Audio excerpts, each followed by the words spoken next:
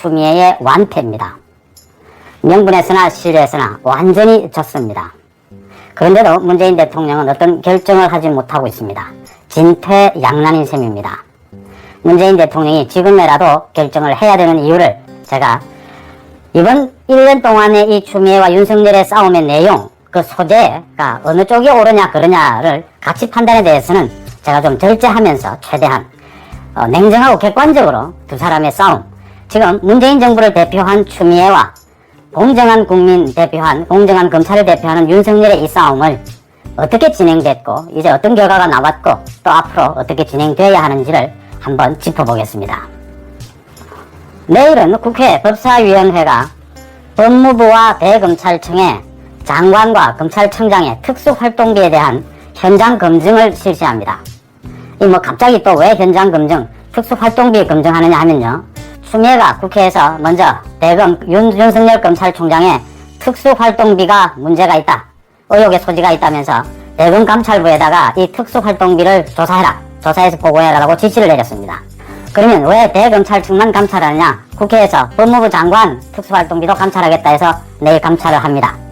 이어서 한 시민단체에서 추미애 법무부 장관의 특수활동비가 수사나 원래 목적이 아닌 다른 용도로 쓰인 의혹이 있다면서 수사 의뢰까지 지금 했습니다. 이 특수활동비에 대해서는 영수증 처리를 하지 않기 때문에 어떻게 쓰였는지를 자세하게 알지는 못하지만 대부분의 경우에 특수활동비는 각 부서로 나눠서 불필요한 이런 첩보 수집이라든가 수사에 대한 지원 이런 부분으로 쓰이게 됩니다. 그냥 간단하게 말씀드렸어요. 추미애가 싸우다 이제 도저히 안 되니까 이 진흙탕 개싸움이라고 원래 합니다. 이 특수활동비까지 까디비자라고 한 겁니다. 그리고 공격을 하니까 이제 시민단체와 국회, 야당에서 그럼 법무부 장관 특수활동비도 다 까보자 이렇게 된 겁니다. 싸우다 왜 이 지경까지 왔느냐라는 얘기인데 그냥 간단하게 제가 말씀드려서 문재인 정부 하에서 윤석열 검찰총장의 지난 1년 동안은요 굉장히 살얼음판을 걷는 검찰총장이었죠.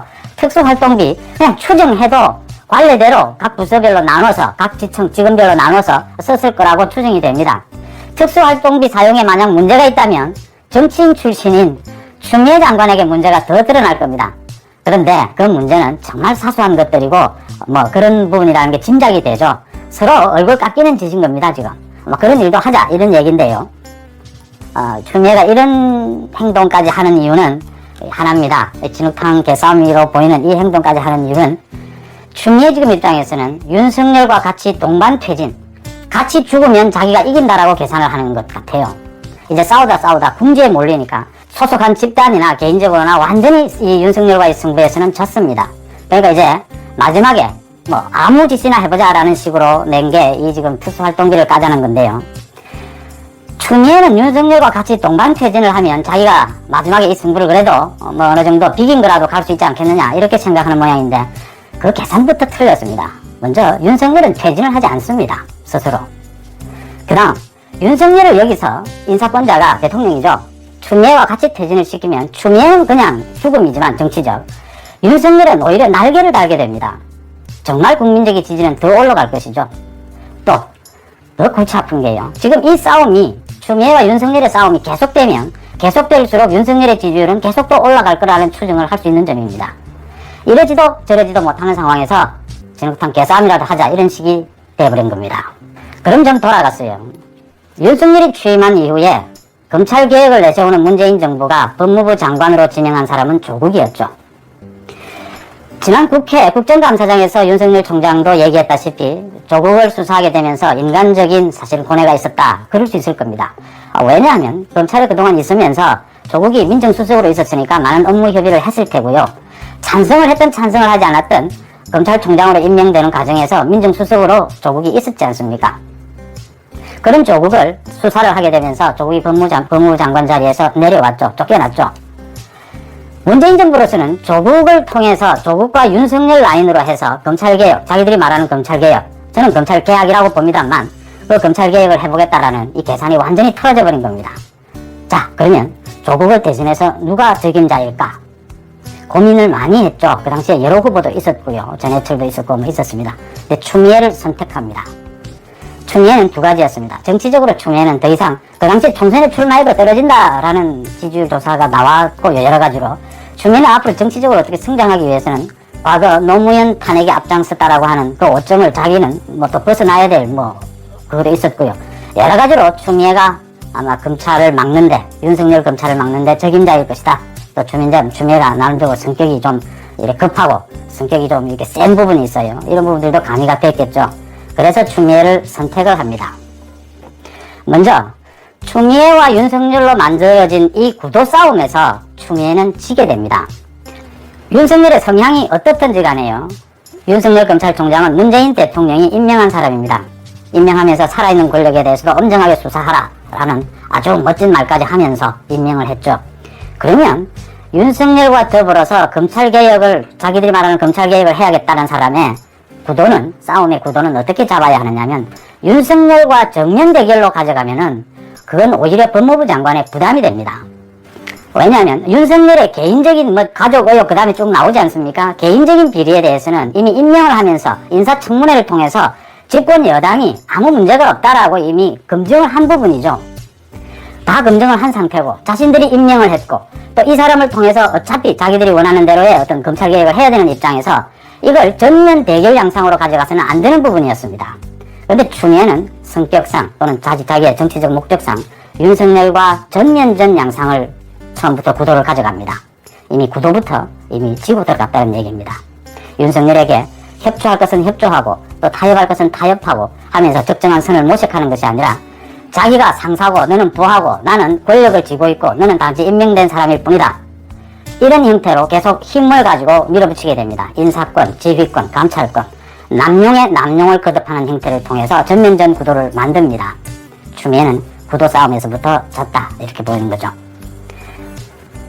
그 다음 싸움의 소재, 싸움의 내용입니다. 싸움의 내용에서도 추미애가 이렇게 전면전으로 가져가면 안 되는 내용들이 나옵니다. 이미 지금 검찰개혁이라고 이름은 내걸었지만 사실은 권력형 비리를 덮어야 하는 것 아닙니까? 그 덮어야 할 권력형 비리가 지난 1년 동안 한꺼번에 다 쏟아져 나오게 됩니다. 라임 옵티머스 사건은요, 지금 묻혀져 가고 있는데 저게 묻혀지겠습니까?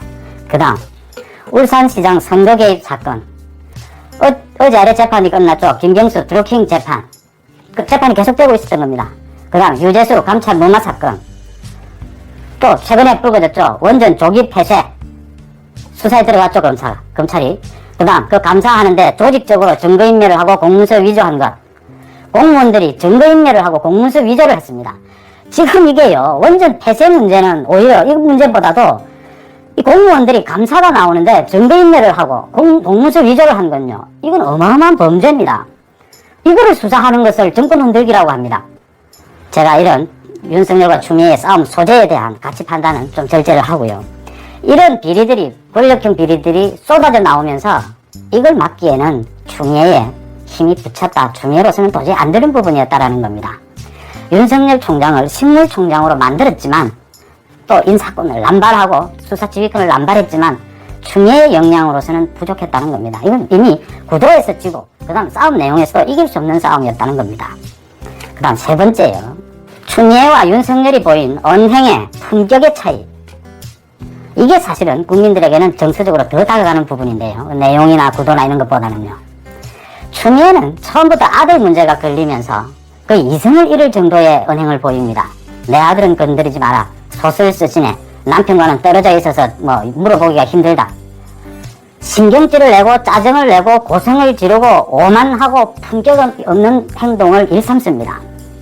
그런데 반대로 식물총장이 돼서 가정 모욕과 가정 공격을 받는 윤석열 총장은 국회에서나 또는 공공의 장소에서 아주 절제된 언어로 자기가 하고 싶은 말을 다 하게 됩니다.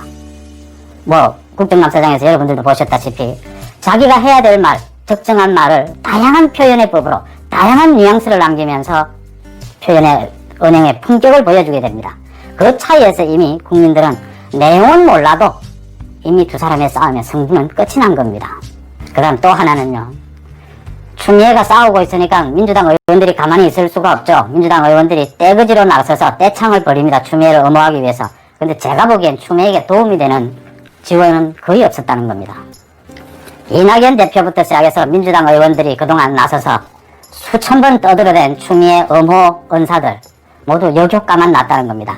물론 싸움의 내용부터 일단 지는 문제, 구도에서부터 지는 문제, 투명에서부터 지고 있는 이 싸움을 엄호한다고 뭐 이겨지고 뭐 하는 부분이 아니겠지만, 그래도 엄호도 품격도 떨어지고 내용도 엉뚱한 내용으로, 그래서 오히려 더 국민들의 짜증만 불러일으켰다. 당장 원전에 대한 검찰 수사를 놓고서도요, 정권 흔들기다, 윤석열이 친한 지검장이 전격적으로 압수수색을 해서 문재인 정권을 뭐 흔들려고 하고 있다, 뭐 위협을 가하고 있다, 스스로 자기들이 뭘 얼마나 잘못했는지를 드러낼 뿐입니다.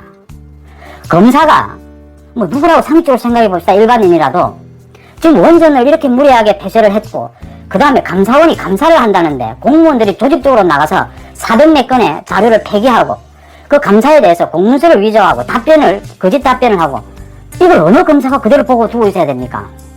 이 말이 안 되는 얘기를 하면서 스스로 자기들 미천만 드러냈다, 이런 평가가 나올 수밖에 없는 대목입니다.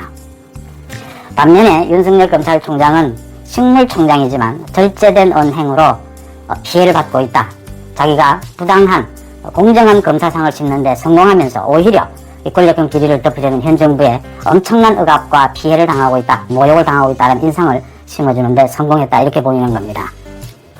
결국 문제는 이제 문재인 대통령, 문재인 정부로 갈 수밖에 없습니다. 이 많은 권력형 비리들, 또 앞으로도 계속 터져나올 권력형 비리들을 다 덮어누르고, 정치력으로, 권력으로 덮어누르고, 그 다음에 민주당의 장기 집권을 가능한 토대를 만들고, 그 다음 문재인 대통령의 퇴임 뒤에 안전도 도모해보겠다 라고 하는 이 계획이 원전처럼 또 다른 많은 사건들처럼요, 문재인 정부가 보이는 특징, 무리하게 추진을 합니다. 과도하게 추진을 합니다. 민주주의의 방식, 상식의 방식이 아닌 비상식의 방식, 비민주주의 방식으로 무리하게 밀어붙입니다. 그 결과 역효과가 나면서 문재인 정부는 지금 코너에 몰렸다. 윤석열 한 문제로만으로도 문재인 대통령은 지금 진퇴양난에 빠져버렸다. 지금 어떻게 할 방법이 없다라는 겁니다. 뭐 간단하게 하겠어요. 이거 좀 틀어막는다고 해서 저희들 기자들이 가장 중요시하는 게 팩트입니다. 사실관계죠. 어떠한 주장, 어떠한 큰 목소리보다 강한 것이 팩트입니다. 팩트 하나에 모든 건 다 바뀔 수 있는 거죠. 수사를 하는 사람이나 재판에서는 증거죠. 보셨다시피 김경수 사건, 드루킹 사건요, 이미 그 드루킹 측과 협의를 했다라고 하는 것이 SNS 상으로나 두 사람이 만난 상황으로나 모든 게 다 드러나 있습니다. 그 증거들은 움직일 수가 없는 겁니다. 이미 뭐 대법원에 가서 어떤 결과가 날지 모르지만 이 증거, 이 팩트는 움직이지 않는다는 겁니다. 그래서 제가 마지막